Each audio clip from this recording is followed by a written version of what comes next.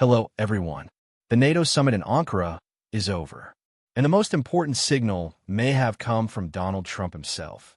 According to reports, Trump told NATO leaders that the United States wants to remain in the alliance. That matters. For months, America's allies had one question. Can Europe still rely on Washington? Or will Russia finally get what it wants? A divided West, a weaker NATO, and a Europe forced to face Moscow alone? In Ankara, Trump appears to have sent a different message. The United States is not leaving NATO. For Vladimir Putin, that is bad news.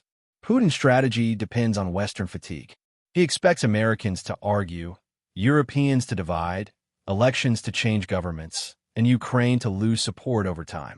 But the Ankara summit showed a different direction. NATO is moving from short-term crisis management to long-term defense planning. Ukraine was at the center of this shift. Kyiv needs more air defense, ammunition, drones, missiles, and predictable support. Ukraine does not want to survive from one aid package to another. It wants a system. If support for Ukraine becomes part of NATO's long-term planning, Putin's strategy becomes weaker. He can no longer simply wait for the West to get tired. This is why the summit matters. It was not only about the next delivery of weapons. It was about turning support for Ukraine into a permanent part of Western security policy. The war also exposed a weakness inside NATO. Western countries have advanced weapons and strong economies, but many were not ready for a long war of attrition. Their factories were slow. Ammunition stocks were limited. Defense industries were built for smaller wars, not for a major war in Europe. Ukraine forced NATO to face reality. Modern war requires production. Shells, missiles, air defense systems, drones, electronic warfare, repair bases, logistics, intelligence, software, and spare parts. Russia is fighting a long war. The West must be able to support one. This is why defense production became one of the central issues in Ankara. Ukraine is not only asking for help, it is also changing NATO. Ukraine now has one of the most experienced armies in the world.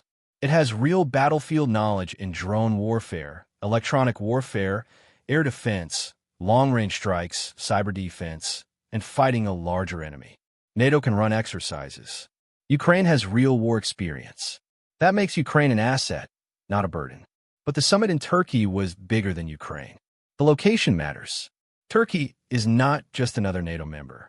It sits at the center of the Black Sea, Ukraine, the Caucasus, the Middle East, the Caspian region, and Central Asia.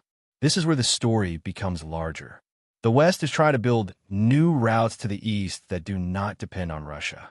One of the most important is the Middle Corridor, connecting Europe with Central Asia through the Black Sea, the South Caucasus, and the Caspian Sea. For Europe, this is not just trade. It is strategic independence. After Russia's invasion of Ukraine, the old model collapsed. Europe can no longer build its economy and security around routes controlled or influenced by Moscow. Europe needs access to energy, critical minerals, markets, and transport routes without Russian control. But a route without security is not a strategy. It is a risk. If the Black Sea is unstable, if Ukrainian ports are under threat, if the South Caucasus remains vulnerable, if the Caspian region faces Russian and Iranian pressure, and if Central Asian states do not feel they have alternatives, then the Middle Corridor remains fragile. This is where NATO becomes relevant. NATO does not need to promise membership to countries in the Caucasus or Central Asia. That is not the point. But NATO can strengthen the security environment around the route. In the Black Sea, NATO can expand monitoring, intelligence sharing, maritime coordination, mine clearing, and cooperation between Turkey, Romania, Bulgaria, and Ukraine. That limits Russia's freedom of action. Russia used the Black Sea as a pressure tool. It threatened Ukrainian ports, disrupted exports, and used naval power to create uncertainty. But after Ukrainian strikes against the Black Sea fleet, Russia's position is weaker. If NATO increases coordination in the region, that pressure tool becomes weaker. The second area is critical infrastructure. The Middle Corridor is not just railways and ships. It includes ports, pipelines, logistics centers, customs systems, energy infrastructure, digital networks, and communication lines. Russia can target these systems through cyber attacks, sabotage, corruption, political pressure, disinformation, and artificial crises. NATO can help protect this infrastructure through cyber defense, risk assessment, intelligence sharing, training, and security standards. This is not NATO membership, but it reduces Moscow's ability to intimidate countries along the route. The third area is partnerships. NATO already has cooperation formats with countries in the Caucasus and Central Asia. These do not mean Article 5 guarantees, but they do mean training, standards, military education, crisis management, cyber defense, and institutional cooperation. For Russia, this is dangerous because Russian influence depends on dependency. If a country's military education, equipment, logistics, and security culture are tied to Moscow, that country remains vulnerable to Russian pressure. If alternative standards and partners appear, Moscow loses its monopoly. That is what matters in Central Asia. Kazakhstan, Uzbekistan, and other countries in the region are not trying to join NATO or fight Russia, but they want more options.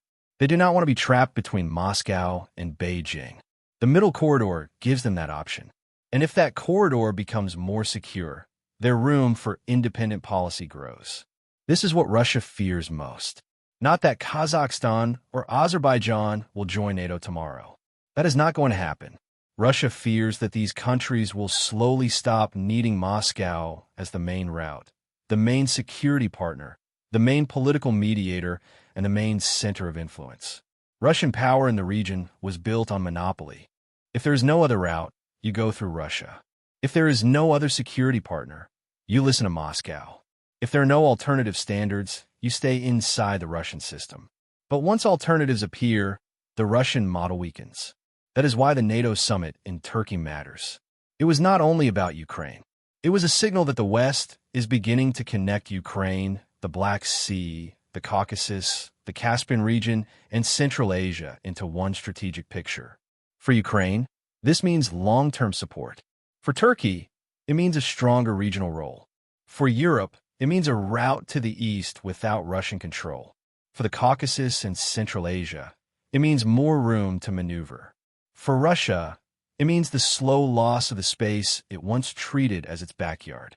So the real question after Ankara is not whether Moscow is angry.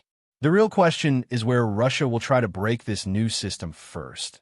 In Ukraine, in the Black Sea, in the Caucasus, or in Central Asia. Because if this system survives, Russia will face something it has feared for decades, a region around its borders that no longer needs Moscow's permission.